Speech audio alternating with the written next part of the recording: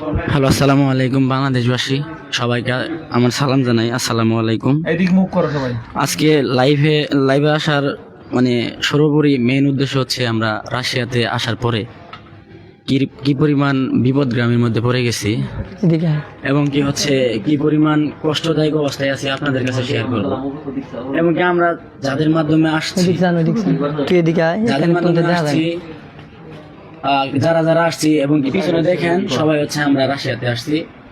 একজন মানে উনি অনেক ভালো ব্যক্তি, আমাদের শাহিনুজ্জামান শাহিন ভাই জামালপুর ইসলামপুরের আসনের ছিলেন, এমপি প্রার্থী ছিলেন। তিনি অনেক ভালো ব্যক্তি, তাকে আমরা অনেক সম্মান করি। তিনার ওসিলায় আমরা রাশিয়াতে আসছি। তার ভাই হচ্ছে পাইলট সাহেব, উনি অনেক মান্যগণ্য ব্যক্তি, ওনাকেও আমরা অনেক সম্মান করি। তারপর হচ্ছে চেয়ারম্যান স্যার নাসের ভাই, ওনাকেও আমরা হচ্ছে সম্মান করি। তো আপনাদের সবাইকে সালাম জানাই আবার, আসসালামু আলাইকুম। আমাদের রাশিয়াতে আসার উদ্দেশ্য হুট করে নিয়েছিলাম আমরা। কেউ অনেক টাকা ঋণ করে, কেউ অনেকভাবে অনেক কিছু জামানত রেখা রাশিয়াতে আসা হয়। আমাদের শাহিন ভাই, পাইলট ভাইরা কিছু টাকা নিয়েছে, আর জব্বার সাব এজেন্টরা ছিল, জব্বার এজেন্ট কালাম ভাইরা, তারপর নকিব ভাইরা, ওনারাও হচ্ছে সাব এজেন্ট। মেন দুইজন হচ্ছেন আমাদের শ্রদ্ধেয় বড় ভাই শাহিন ভাই আর পাইলট ভাই। তো আপনাদের রসিলায় আমরা রাশিয়া আসছি, এটা সত্য। এবং কি আপনারা আমাদের ভালো চাইছেন, যথেষ্ট ভালো চাইছেন যে আমরা যেন রাশিয়া গিয়ে দেশের জন্য কিছু করতে পারি, আপনার ইসলামপুরের নাম উজ্জ্বল করতে পারি। এটা সত্য, আসলে আপনারা কখনো খারাপ চান না। কিন্তু হস্তান্তর এই বিষয়টা হঠাৎ করে আনফরচুনেটলি একটা বিষয় ঘটে। রাশিয়াতে যখন আসি, রাশিয়ার মাটিতে পাড়া দিই, প্রথমত ইমিগ্রেশন কমপ্লিট করার পর আমরা আমাদের কোম্পানির লোক রিসিভ করতে আসি। রিসিভ করার সময় জব্বার নানার ছেলে ছিল সাব্বির মামা, উনি অনেক ভালো মানুষ, রিসিভ করলো। রিসিভ করার সময় আমি একটা বিষয় খেয়াল করলাম যে আমাদের সবাইকে ডেকে নিয়ে বলা হয় যে আপনারা আপনাদের পাসপোর্ট, ভিসা, ইমিগ্রেশন গুলো আমাদের হাতে দেন। তখন আমি চিন্তা করি আসলে এরা হচ্ছে ডকুমেন্টেশন গুলো ওরা হাতে চাই কেন, কোম্পানির আন্ডারে কেন চাই। তখন ভাবলাম হয়তো বা কোনো একটা কাজের তাগিদে চাইতেছে।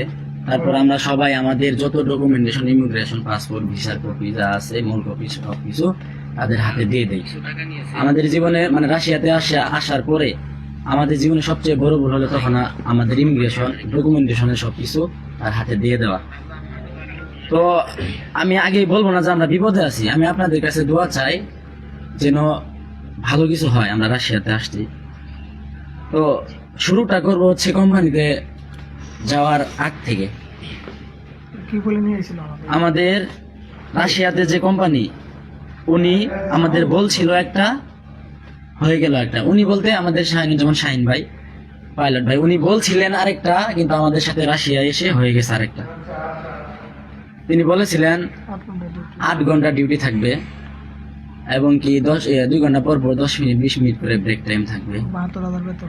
72,000 রুবেল বেতন থাকবে, বাংলাদেশি টাকায় 72,000 টাকা থাকবে। তারপর হচ্ছে তিনি বলেছিলেন কাজ বলেছিলেন হচ্ছে এসি এবং হিটার ফিটিং করা, লাট বেল্ট মারা, এগুলা কাজ করবে। সে বলে আমাদেরকে হচ্ছে রাশিয়া পাঠাইছে, উনি ভালোর জন্য পাঠাইছে। তারপর যখন আমরা হচ্ছে কোম্পানিতে জয়েন করি, আমাদের কাজের উপর 3 দিন ট্রেনিং করায়, 2 দিন হচ্ছে মেন ডিউটি করি, 2 দিন হচ্ছে ট্রেনিং করি।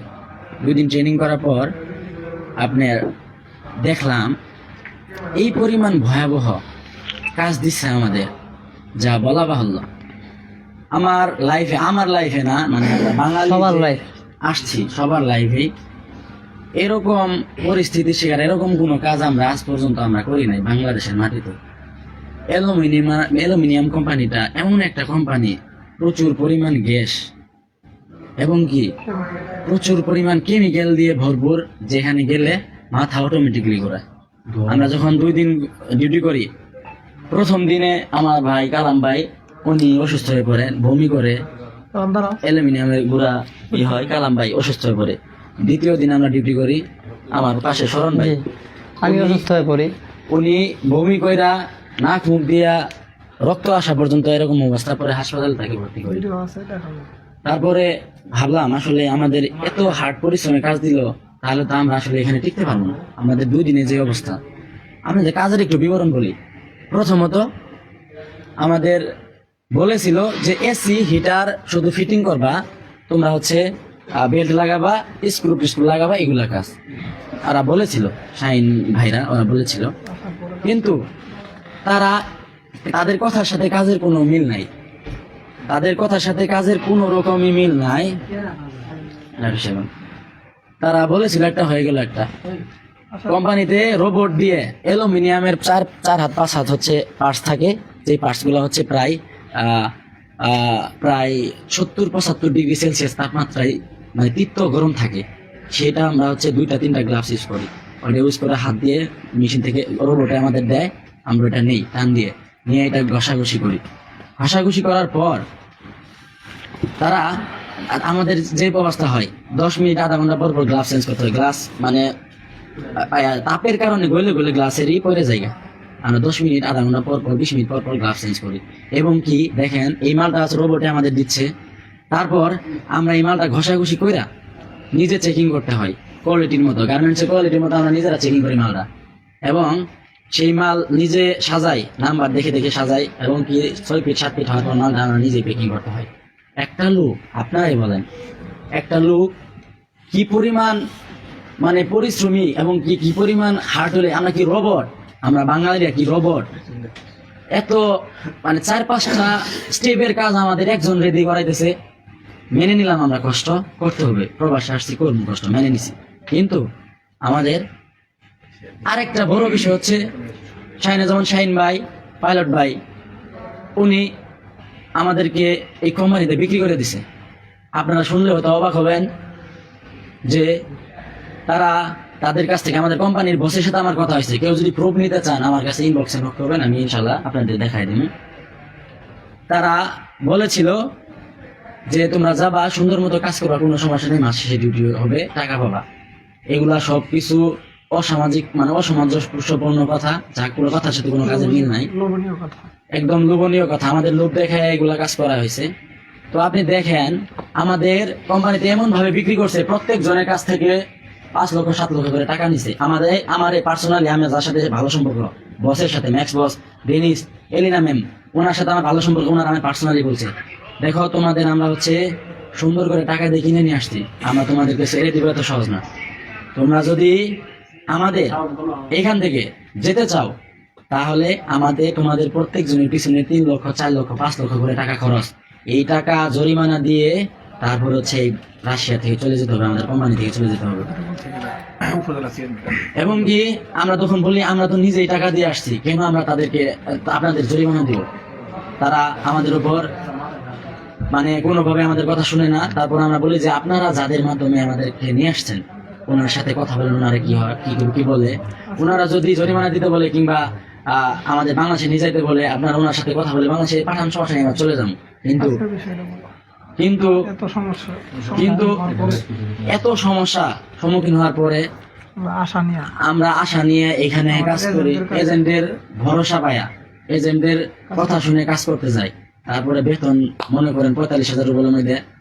কাজের সমস্যাগুলো আপনাদের বলি, 45,000 রুবেল বেতন যে দিব প্রত্যেক মাসে, ওরা কিভাবে টাকাটা দেয়? ওরা তো বিক্রি করছে, একে তো প্রথম স্টেপ, একে তো বিক্রি করছে আমাদের, দুয়ে তো তারা কোম্পানির কাছ থেকে টাকা খাইছে হিউজ পরিমাণ, তিনে তো আমাদের কাজ বলছিল একটা, দিচ্ছে আর একটা। 4 নাম্বার পয়েন্ট, তাদের কথার সাথে মানে রাশিয়ার কথা কোনো মিল নাই। 5 number point, company royal thermo মানে সবার থেকে হার্ড কাজ, যে কাজটা অন্যান্য কোম্পানি আছে সেটা ইউজ করে ওদের কাজ সহজ। 6 নাম্বার পয়েন্ট হচ্ছে, তারা এখন আমাদেরকে চিনে না। তারা আমাদের বলে, তোমরা গেছো, তোমার অধীনস্থ এখন থাকো, আমরা তোমাদের চিনি না। আমাকে স্টেট কার্ড বলা হয়েছে, ম্যাক্স বস আমারে বলছে যে আমরা তোমাদেরকে যাদের মাধ্যমে নিয়ে আসছি তাদেরকে কল দিয়েছিলাম, কথা বলেছি। তারা আমাকে বলেছে যে তোমাদের নাকি এই ধরনের কাজ ভিডিও ফুটেজ আমাদের রয়্যাল থার্মোর কাজ দেখায় নিয়ে আসছে। আমাদের তো দেখানো হয় না। তোমরা নাকি জেনে শুনে এই কাজের উপর আসছো। আচ্ছা আপনাদের সবাইকে কি এই রয়্যাল থার্মোর কাজ দেখায় নিয়ে আসছিল? না না আমাদের এই কাজ দেখানো হয় নাই। আমাদের কোনো কাজ দেখায় নিয়ে আসা হয় নাই। আমার নাম দেখো ঠিক সাকিব খুবই বিপদগামীর মধ্যে আছি ভাই। সকালে আমরা বিশ্বাস করেন কাজের আরেকটা প্রবলেম দেখাই, আমরা কাজ করি এত কষ্ট করে, একটা ফোন বাইর করলে জরিমানা, কাজের রিজেক্ট মাল রিপেয়ারিং মাল যদি ওকের মধ্যে রেখে দেই মাস শেষের বেতন থেকে কেটে নেওয়া হয়, এটা জরিমানা। শাহিনুজ্জামান শাহিন ভাই, আপনার কাছে একটা কথা বলতে চাই ভাই, আমরা কি অপরাধ করছিলাম? আমরা এই যে অসহায় অত দরিদ্র ফ্যামিলি পোলামান, আপনার কাছে কি আমরা কোনো অপরাধ করছিলাম নাকি কোনো পাপ করছিলাম আপনার সাথে? আপনি আমাদের এতগুলা ফ্যামিলি, এতগুলা গরিব মানুষের জীবনটা নষ্ট করে দিলেন ভাই, আমাদের বিক্রি করে দিলেন কোম্পানিতে। চেয়ারম্যান ভাই যে কথা বলছে আজকের কথা বল। আমি আরেকটা বিষয় বলি, আমাদের উপজেলা চেয়ারম্যান স্যার যেটা কথা বলছে, উপজেলা চেয়ারম্যান ভাই নাসের বাবুল ভাই, উনি আমাদের ভিডিও কনফারেন্সিং এ ফোন দিছে। ফোন দেওয়ার পর বিস্তারিত আমারে দেখেন কি বলে, বিস্তারিত এটা শুনেন। উপজেলা চেয়ারম্যান স্যার বলে যে তোমরা গেছো কষ্ট করতে, কষ্ট করবা। পরে আমি বলি যে হ্যাঁ স্যার ঠিক আছে কষ্ট করব, কিন্তু আমাদের বিক্রি কেন করলেন? আমাদের কেন এইভাবে বিপদগামী মধ্যে ফালাইলেন?